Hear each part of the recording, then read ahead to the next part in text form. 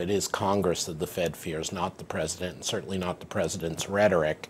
There is precedent under Nixon for the president to use massive dirty tricks to pressure the Fed chair. That was with respect to Arthur Burns, and that led to arguably some of the inflation we saw in the 70s. But in today's world of transparency and market consciousness, it seems unlikely that the Trump presidency would be able to go so full Nixonian, or at least it wouldn't have as much effect.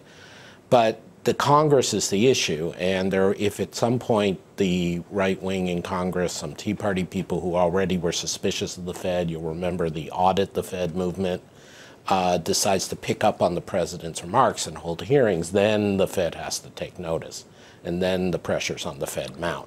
The bottom line is, as you've already discussed, that this makes it a higher bar for them to pause or not raise rates as quickly as they currently plan.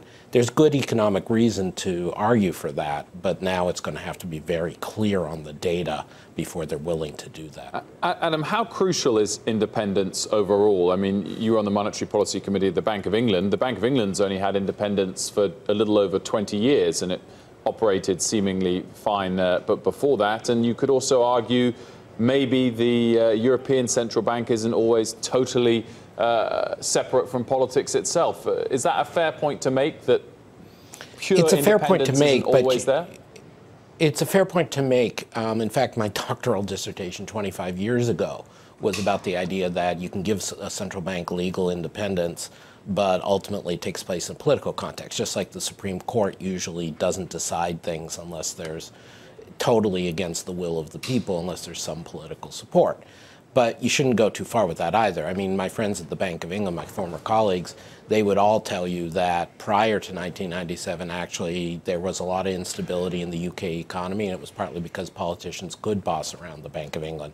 The famed economist Charles Goodhart said we didn't want the bank to be the Chancellor of the Exchequer's poodle.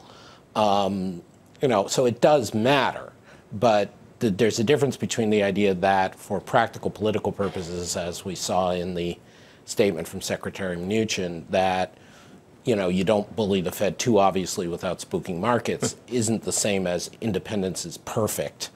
In the ECB's case, you could argue they have too much independence, actually, because they're protected by international treaty. There is no Congress that could rescind their abilities.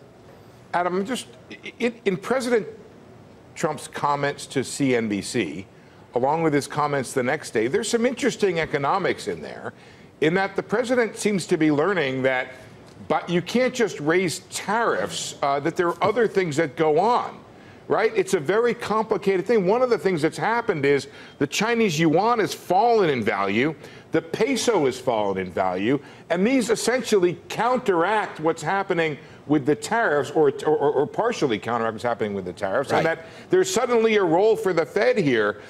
Does this get the possibility of widening from a trade war to a currency war here?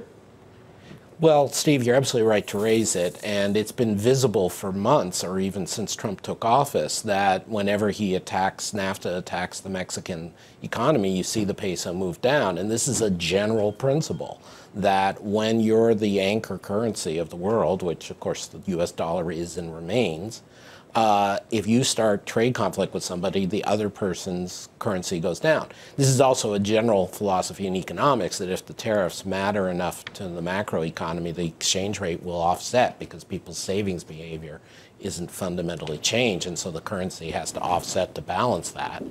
And then also you got the fact that the U.S. economy is going well compared to a lot of other people. That's why the Fed was on a path to raise rates, and so that also is pushing up the dollar.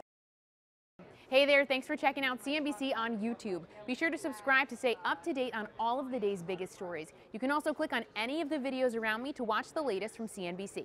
Thanks for watching.